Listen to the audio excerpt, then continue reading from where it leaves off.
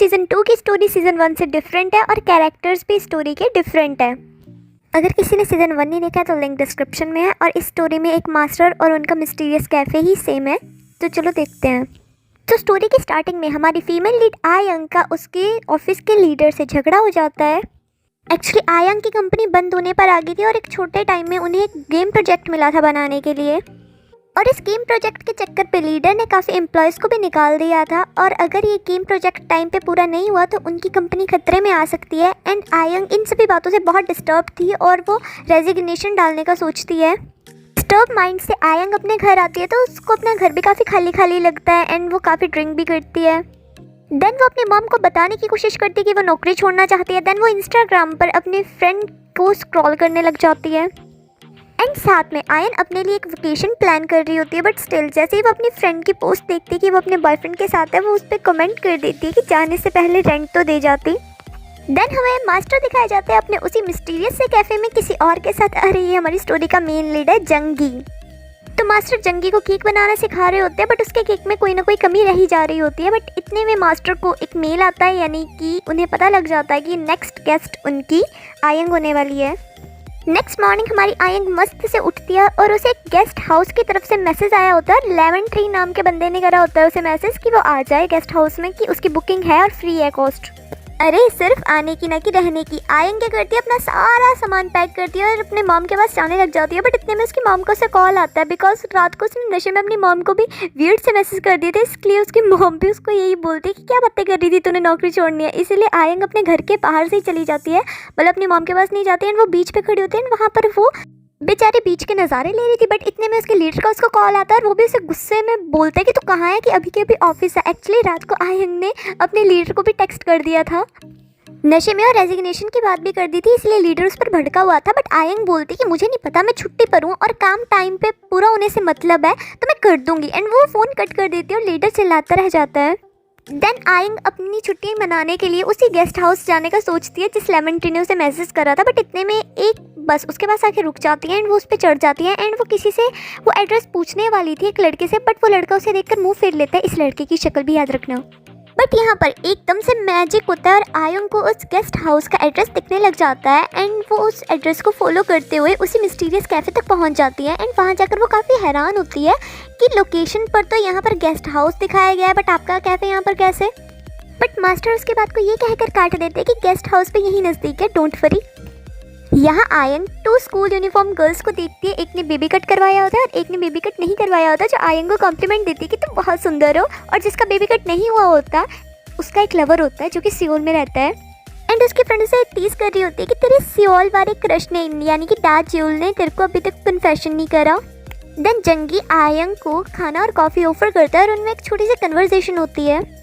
Then आयंग cafe को देखकर सोचने लग जाती है और अपनी बचपन की मेमोरी याद करती है जब वो स्कूल में थी और उसकी फ्रेंड जिसका नाम ह्यूंजी एंड वो भी उसके साथ ही। वो उसके सामने रो रही थी कि मेरी मम्मी ट्रैवलिंग के लिए चली गई, मेरे को छोड़ कर ले। वो कैसी मम्मी है मुझे नहीं पता, मैं घर छोड़ कर आ गई हूँ। बट उसकी बेस्ट फ्रेंड बोलती है तो घर छोड़ कर आ गई, ये बात तेरी मम्मी को पता नहीं है और मैं देर हो रही है, घर में मेरी दादी वेट कर रही है। मास्टर आयंग को गेस्ट हाउस तक जाने तक का एक छोटा सा नक्शा बना के दे देते हैं और बता देते हैं कि उस गेस्ट हाउस की चाबी कहाँ रखी होगी। और यहाँ पर आयंग काफ़ी खुश होती है उस नक्शे को देखकर बिकॉज वो काफ़ी पुराने टाइप का नक्शा लग रहा था। देन आयंग कैफ़े से जाने वाली होती है बट वो टकरा जाती है और कुछ सामान उसके ऊपर गिरने ही वाला होता है। बट इतने में जंगी आकर उसे सेव कर लेता है। देन आयंग अपने गेस्ट हाउस पहुँचती है तो क्या देखती है, वहाँ पर लेमन के छोटे छोटे पौधे थे, इसलिए उसे समझ आ गया था कि काय को उस इंसान का नाम लेमन ट्री था। देन आयंग सो जाती है और नेक्स्ट डे एकदम मस्त उठती है और अपना मस्त ब्रेकफास्ट कर रही होती है, लाइक अपनी वेकेशन को एंजॉय कर रही होती है। बट इतने में उसे उसके लीडर का कॉल आ जाता है जो उस पर गुस्सा कर रहा होता है कि एक और एम्प्लॉय कंपनी छोड़कर चली गई है, मैं ना गन ले आया हूँ, पहले तो उससे मैं तेरे को मारूंगा फिर खुद को मारूंगा अगर कंपनी डूब गई, अगर प्रोजेक्ट पूरा नहीं हुआ। पर आयंग उल्टा उन्हीं पर गुस्सा कर फ़ोन कट कर देती है।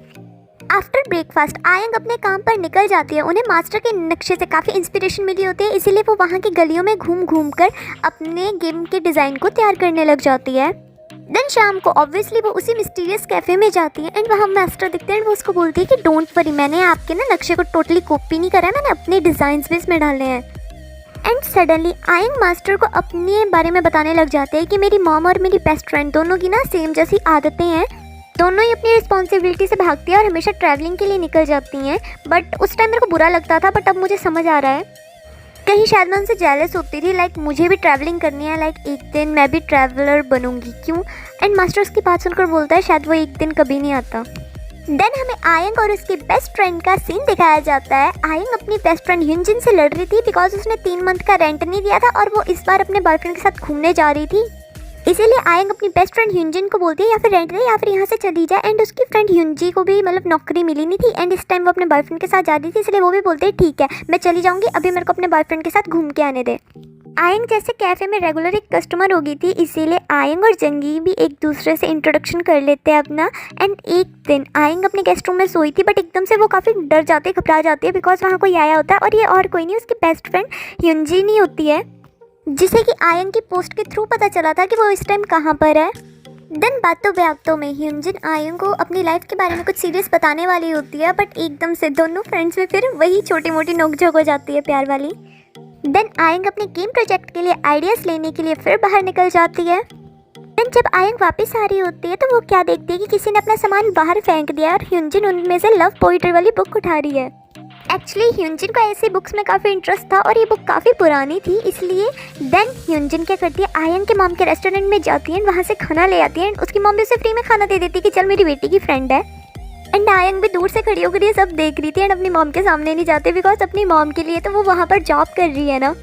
एंड वो ह्यूनजिन को सुनाने लग जाती है ओए तू मेरी मॉम को पैसे वैसे दे के भी आई है, तूने फ्री का ही खाना ठूसना है। देन दोनों बीच में जाते हैं और काफ़ी इंजॉय करते हैं। एंड आयंग फिर अपनी बेस्ट फ्रेंड से पूछती है कि तू मुझे कुछ सीरियस बताने वाली थी बट उसकी बेस्ट फ्रेंड उस बात को टाल देती है। एंड वहाँ पर वो एक लड़की को देख के बोलने लग जाती है कि हाँ ये कितना सुंदर है। एंड वो कोई और नहीं जंगी होता है, इसीलिए आयंग ह्यूनजी के मुंह में ना खाना ठूस देती है कि क्या ही देख रही है। एंड शाम को आयंग अपनी बेस्ट फ्रेंड को बिना बताए उस मिस्टीरियस कैफ़े में जाती है जंगी से मिलने और जंगी उसे देखकर काफ़ी खुश होता है और उसे अपने द्वारा बनाए गए केक्स देता है कि इसे खा के बताओ कि ये कैसे बने हैं। एंड आयंग भी उसे खाती है और बोलती है हाँ बहुत अच्छे बने हैं। बट इतने में वो स्कूल यूनिफॉर्म गर्ल, अरे वो बेबी कट वाली, एकदम से वहाँ पर टपकती है और बोलती है कि बिल्कुल स्वादी बने थे, मैंने भी खाए थे, पर हाँ मेरी मम्मी कहती है अगर 2 इंसान प्यार में हो ना तो उन्हें बदबू भी खुशबू की तरह लगने लग जाती है, लाइक उन्हें फार्ट भी परफ्यूम की तरह लगता है। ये सुनकर दोनों ही ऑकवर्ड हो जाते हैं और एक दूसरे से नजरें चुराने लग जाते हैं। यहाँ दोनों स्कूल यूनिफॉर्म गर्ल काफ़ी सैड होती है because without baby hair cut वाली लड़की का अपने क्रश से कांटेक्ट नहीं हो पाता जो कि सियोल में रहता है। एंड वो उसे कैफ़े के फ़ोन से कॉल करने की ट्राई करती है बट उसका कॉल नहीं लगता और यहाँ पर आयंग उस बेबी कट वाली लड़की की ना ड्राइंग बना लेती है। बट इतने में उस लड़की की तबीयत ख़राब होने लग जाती है और बेबी कट वाली लड़की उसे संभालने लग जाती है। एंड वो मास्टर से हर छोटी छोटी बात को काफ़ी एक्साइटमेंट से पूछने लग जाती है। एंड ये सारी चीज़ें देखकर और वहाँ का माहौल देखकर आयंग को भी समझ आ जाता है कि ये प्लेस थोड़ी सीक्रेट सी है क्योंकि यहाँ पर हर चीज़ अलग सी है। एंड वो जंगी से भी इस बारे में बात करती है कि इस कैफ़े का रहस्य क्या है। अगर मैं मास्टर से भी कुछ पूछती हूँ तो वो भी सीधे मुंह मेरे को बताते ही नहीं है, लाइक काफ़ी मिस्टीरियस बातें करते और स्माइल करते रह जाते हैं। एंड जंगी भी ये बात सुनकर बोलता है पता तो मुझे भी नहीं है बट हाँ यहाँ पर आकर मैं स्माइल करना सीख गया हूँ। स्माइल, लो जंगी ने स्माइल करनी सीख ली, फैमिली आपसे नहीं स्माइलीज होती। अभी वो दोनों बातें कर ही रहे होते हैं बट इतने में वहाँ एक छोटी लड़की भागते हुए आती है जो काफ़ी मैले कपड़ों में थी एंड उसके शरीर पर काफ़ी घाव और निशान थे, जिसको देखकर आयंग उसे पैम्पर करती है और बोलती है कि कोई बात नहीं, तेरे ये सारे निशान ना फूलों में छुप जाएंगे। मेरी फ्रेंड है जो बहुत अच्छी टैटू आर्टिस्ट है। एंड वो लड़की काफ़ी भूखी थी इसलिए वो छोटी लड़की खाने के लिए मांगते हैं। जब वो उससे उसकी आइडेंटिटी पूछते हैं तो वो छोटी लड़की बोलती है कि मेरा नाम ह्यूनजिन है, मैं 8 साल की हूँ और मैं एक ऑर्फन हूँ। उसकी आंखों का तिल देखकर और ये सुनकर आयंग को याद आता है कि उसकी बेस्ट फ्रेंड ने भी तो सेम थिंग उसको यही बोली थी। एंड उसे अब कहीं ना कहीं यकीन ही हो जाता है कि ये कैफ़े सही में कोई मिस्टीरियस सी जगह है। जैसे कि सीज़न 1 में मैं आपको बता चुकी हूँ कि मास्टर और इस कैफ़े के बारे में कुछ नहीं बताया गया कि ये कैसे अस्तित्व में आए और ये काफ़ी मिस्टीरियस है और मास्टर की परमिशन के बिना कोई भी इस कैफ़े में नहीं आता और मास्टर को पता नहीं कौन मैसेज डिलीवर करता है जिससे मास्टर को पता लग जाता है कि कौन उनके कैफ़े में आने वाला है। एक्चुअली इस कैफ़े में पास्ट और फ्यूचर से कोई भी इंसान आ सकता है, इवन आपका पास्ट और फ्यूचर का वर्जन भी आपके सामने आ सकता है। एंड आयंग फटाफट घर भागती है अपनी बेस्ट फ्रेंड से मिलने के लिए कि उसका छोटा वर्जन जो 8 साल का था वो एकदम से अपने ऑर्फन से भागकर क्यों आया था। एंड आयंग जैसे अपने गेस्ट हाउस जा रही होती है तो उसे लगता है कि कोई उसका पीछा कर रहा है, बट जैसे वो गेस्ट हाउस का रूम खोलने वाली होती है बट इतने में कोई पीछे से आता है एंड आयंग उसका हाथ काट लेती है और हमें पता लगता है ये कोई और नहीं जंगी है। एंड आयंग उसको देख के बोलती है कि तो अभी तो मेरे को कैफ़े में मिला, तो अभी इतना बुढ़ा सा क्यों लग रहा है। एंड जंगी भी आयंग को देखकर काफ़ी खुश होता है और बोलता है कि 2 साल हो गए मैं तेरे को अब मिला हूँ।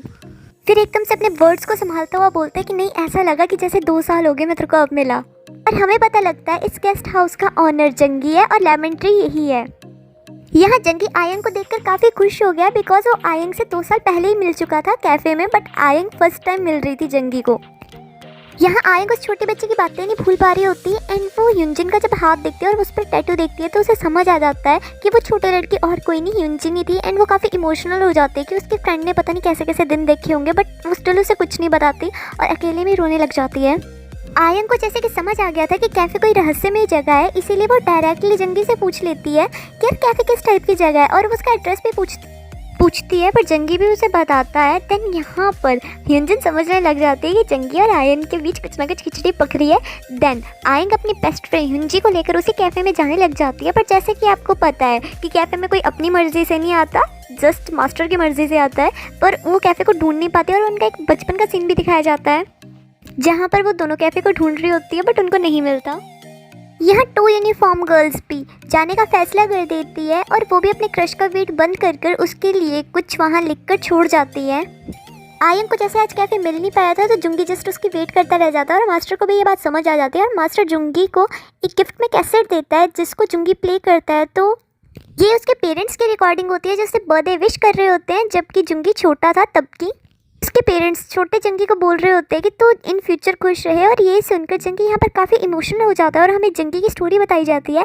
एक्चुअली जंगी एक दिन सर्फिंग करने गया था और उसके पेरेंट्स का उसको कॉल आ रहा था बट उसने वो कॉल अटेंड नहीं करा एंड बाद में उसे पता लगा कि उसके पेरेंट्स के एक्सीडेंट में मौत हो गई और वो लास्ट टाइम भी उनसे बात नहीं कर पाया, जिसकी वजह से जंगी अपने आप को काफ़ी कोसता था, लाइक अपने आप को काफ़ी बुरा बोलता था और वो अपने घर में रहता था बट उसको घर जैसा फील नहीं होता था। और जंगी भी इस कैफ़े में काम करने इसीलिए आया था बिकॉज एक दिन वो रास्ते से जा रहा था तो उसे एक ब्रेड की खुशबू आई जो ब्रेड उसकी मॉम बनाती थी, इसलिए उसे ऐसा फील हुआ घर जैसा, इसलिए वो यहाँ पर नौकरी करने आया था। एंड वो मास्टर को काफ़ी थैंक यू बोलता है कि उसने उसके दिल के बोझ को काफ़ी ज़्यादा हल्का करा। और यहाँ पर मास्टर भी स्माइल करते हैं। घर में ह्यूनजिन जंगी का टैटू बना रही थी और उसके साथ काफ़ी फ्रैंकली बातें कर रही थी और उन दोनों को साथ में देखकर यहाँ पर आयंग को बुरा लगता है और नेक्स्ट डे इस बात का ताना वो अपनी फ्रेंड को दे देती है कि तू बड़ी जल्दी फ्रैंक हो जाती है लोगों से, क्या बात है। बट उसकी बेस्ट फ्रेंड ह्यूनजी से बताती है कि यार साफ दिखता है कि जंगी के दिल में तेरे लिए फीलिंग्स है और तुझे नहीं पता उसके साथ पास्ट में कितना कुछ बुरा हुआ है। एंड वो तो सारी बातें आयंग को बता देती है और यहाँ पर आयंग भी अपनी फ्रेंड को थोड़ा हक करती है। यहाँ पर आपको 2 बहनों का ना प्यार देखने को मिल जाएगा। देन जंगी भी आयंग को बोलता है अगर तुम मेरे 2 साल पहले वर्जन को अगर कैफ़े में मिलोगी ना तो उसे प्लीज़ मोटिवेट करना। देन आयंग भी उस school girl baby cut girl को ढूंढ लेती है जिसकी पिक्चर उसने ड्रॉ करी थी एंड वो आंटी देखकर भी काफ़ी खुश होती है, हाय जवानी में मैं ऐसी दिखती थी।